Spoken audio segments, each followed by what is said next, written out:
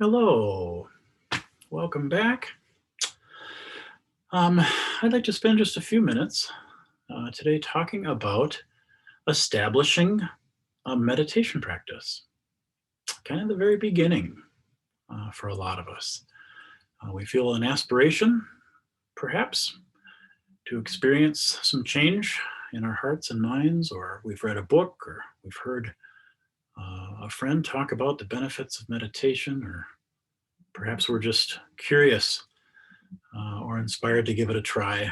And then the nuts and bolts come in, right? The actual logistics of creating a habit, creating a meditation habit, so that we can try the experience of meditation on for ourselves, right? And see what actually happens. So if we're at that place in our lives, there's kind of some conventional wisdom, I guess, that I can share with you over the course of the next few minutes that may be of help to you in establishing a meditation practice. This is kind of, again, um, the habit of it, the physical habit of getting ourselves to the cushion, to the bench, to the chair um, every day and giving it a try. We all know enough about meditation to know that the actual fruits of meditation come, of course, through the actual practice, right? That's where the rubber meets the road in meditation. Not reading about it, not reading teachings associated with it, not studying the concepts, although all that is valuable and important too. We're actually transformed by the practice. So we invite ourselves at some point, why don't I see this for myself and see what it has to offer? So to start off with, it's helpful to acknowledge that that's what we're doing. We're actually kind of doing something that's a lot closer to play than it is to work. And by that, I mean, we're kind of engaged in an experiment. We're kind of engaged in a what if, or I wonder, or I'm curious, right? And so the spirit of curiosity is a wonderful place to start. That's kind of a state of heart, I think. I wonder what I will notice. I wonder what I might learn. I wonder what I might grow to include or what I might discover. That's a great place to start the practice of meditation, right? The openness that I'm describing is offered as kind of a is offered as kind of a balance for how a lot of us tend to go into activity like this, which is to say, we have expectations, right? We already probably have more fixed or sort of semi-fixed ideas about what we're going to get than we might know, right? So noticing those is important, and noticing those with curiosity is even more important.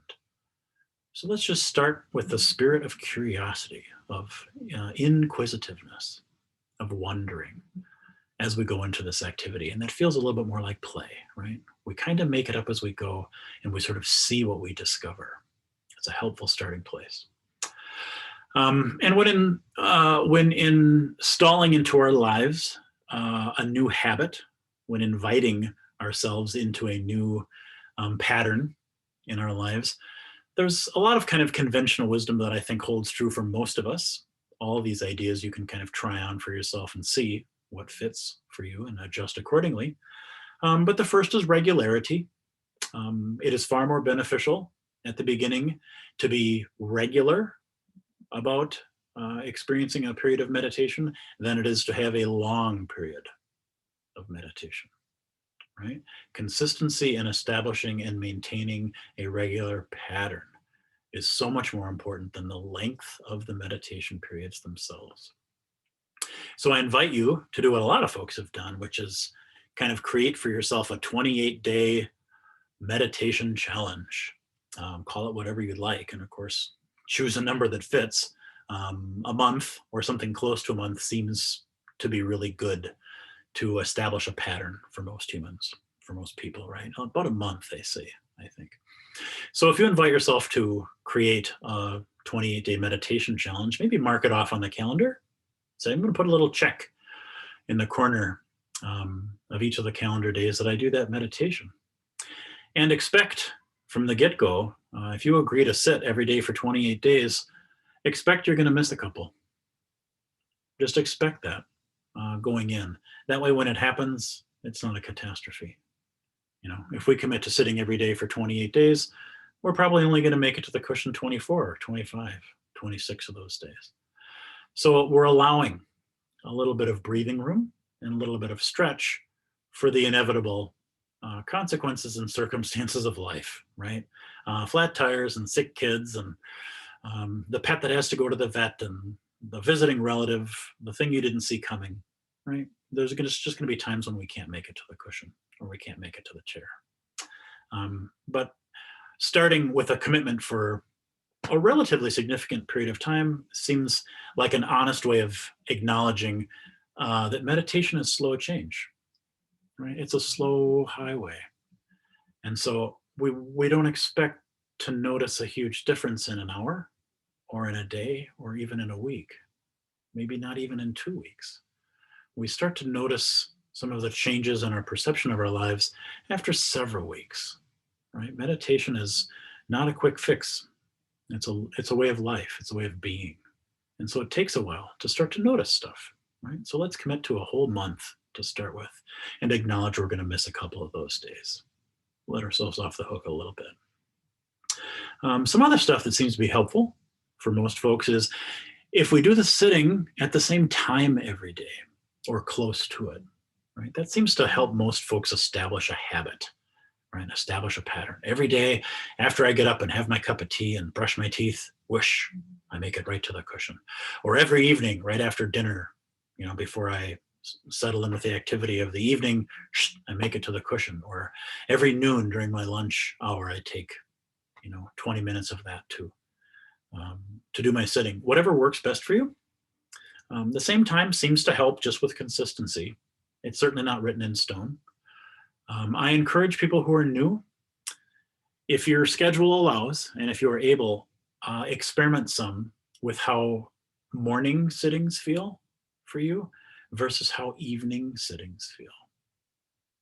A lot of us notice a different state of heart and mind in the morning than we do in the evening. One isn't necessarily preferred. I think they're just sort of different. In an ideal world, it'd be lovely to start the day and end the day, to kind of bookend our day with a period of meditation. But for some of us, that's not possible. So it kind of behooves us at the beginning to play a little bit with how it feels to sit first thing and how it might feel to sit kind of last thing before you go to bed. Because as I say, a lot of us notice a very different quality of heart and a very different quality of mind. So play with that a little bit. The other thing that's helpful is because the spirit of consistency and repetition is so important at the beginning, we start with doing a very short sitting. Conventional wisdom here is sort of whatever's easy plus 5, right?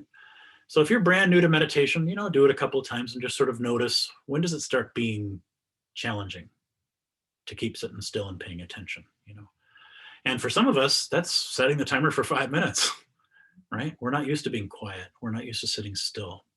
We're not used to just observing our experience and doing nothing else.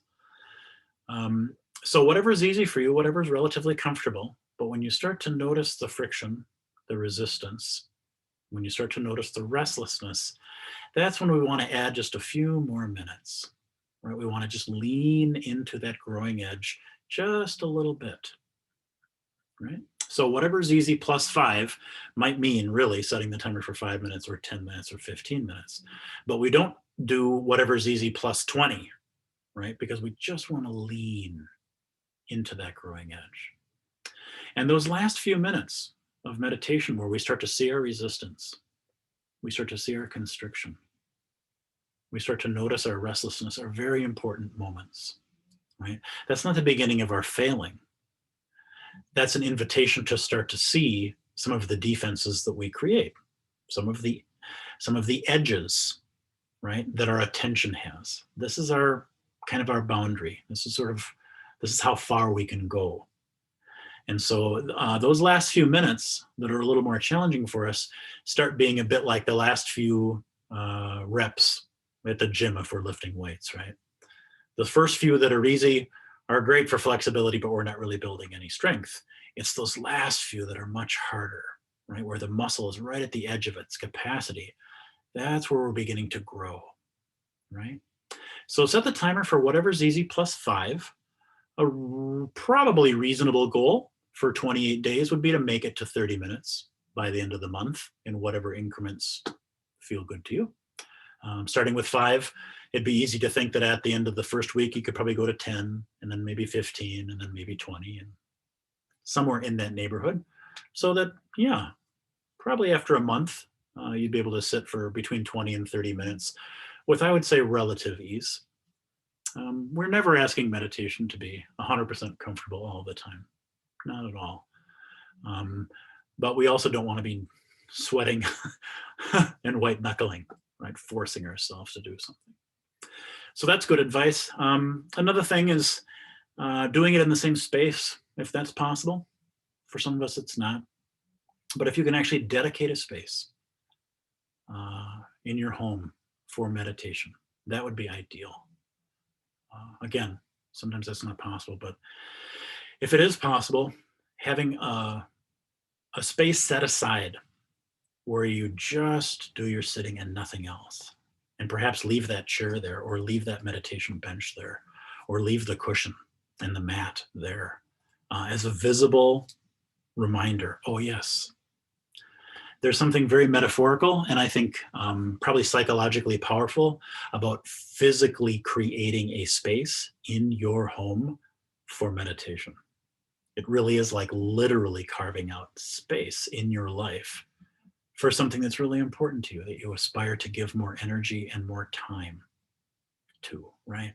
That really important dimension of your life that you want to offer more of your attention to physically make space for that can be very powerful for people, right? And to that end, if additionally you'd like to add a little shelf or to sit next to a dresser or put something on the wall like what I have behind me, something that gives you a sense of the sacred. And you can call that an altar if you wish. If that word doesn't work for you, you don't need to use it. But having symbolic objects near that seat that remind you of the significance of your practice to you, its importance to you, can be really helpful. Flowers, a candle, some incense, a picture or symbol or image that evokes your aspiration, that evokes the size of your heart, the remembering of the spiritual dimension of our lives, can be very evocative and quite powerful, right? So whatever that is for you. That's also another idea that seems to help a lot for some folks. Additionally, I recommend, like a lot of people do these days, just set a timer. That way you don't have to be looking at your watch every few minutes. You don't really have to think about time. You can just set a timer on your phone or on your microwave or whatever it is you're going to use. And that way you're allowed the freedom to let go of time. I've set my timer. I now no longer have to worry about time. I can immerse my intention and my attention fully in the present moment. Very, very helpful. And then finally, this is something that I found really effective. I don't know that this works for everybody, but I was advised once that on the days when my life got away from me and I wasn't able to sit for whatever reason, either a emergency of some kind or energy level or not feeling well, being ill or whatever it was, on those days when it was just not going to happen, to physically go to my cushion, to my chair, to my bench, and physically sit on it and just say, I remember, and then stand back up again, right? It's not taking 20 minutes to do a sitting, but instead of mentally going, oh, right, I didn't do my sitting today, I forgot, I'll do it tomorrow, to physically take my body to the seat and sit down and say, I didn't get to it today, but I'll do it tomorrow, and then stand back up again, right? That whole ritual might only take 30 seconds. And no matter how crazy my day is, I do have 30 seconds. everybody has 30 seconds that they can physically walk to their sitting space, physically sit down and go, I remember, it didn't happen today, that's okay, but tomorrow it will. There's something about physically going through the motions of saying, I remember that I will, I remember you. I'm in relationship with you. I have not forgotten you. And tomorrow we'll spend time together, right? Seems really powerful for a lot of folks. And so I encourage that. It's a little bit like making sure I can do a check on that day. I remembered, I sat. It was only 30 seconds today, but I remembered, right? I physically went to my space. Give that a try and see how that feels for you. So this is just sort of the top layer. These are just some of the things that people have learned over the years that seem to help them establish a practice, seem to help them establish the habit, right? The physical habit of practice. And we'll talk in subsequent recordings more about what we do with the mind and what we do with the heart during sitting. But these days, of course, as you're on YouTube, there are many videos that offer Zazen instructions in Zazen, or instructions in mindfulness meditation, mindfulness of the body, mindfulness of the breath, body scans, things like that, that gives you something to start to play with. And I encourage you, of course, to always engage with it, with that spirit that we talked about to start with, the spirit of inquiry, the spirit of curiosity, the spirit of play. Because what we're describing is kindness. Right? We're adding a new habit to our lives. We're wanting to do some investigation, and what we're investigating is us. And so we're calling on the kindest part of us to do that investigation of us. Right? That's very different than how we normally self-witness, which is to say with judgment, analysis, criticism, right? And so because meditation is a different type of self-witnessing from the very beginning, it's so important to establish, I will do all of my watching with curiosity and with kindness, right? There are no enemies here, and so we don't want to make whatever we find an enemy. We're just curious, right? We're not here to control during meditation. We are here to connect, and it's a very different spirit. So I encourage you to try these things, and as always, I welcome feedback and comments, and if there's anything that I can do personally to help support your practice, please reach out and let me know. It is wonderful to see you all again. Thank you so much for your time. Bye-bye until next time.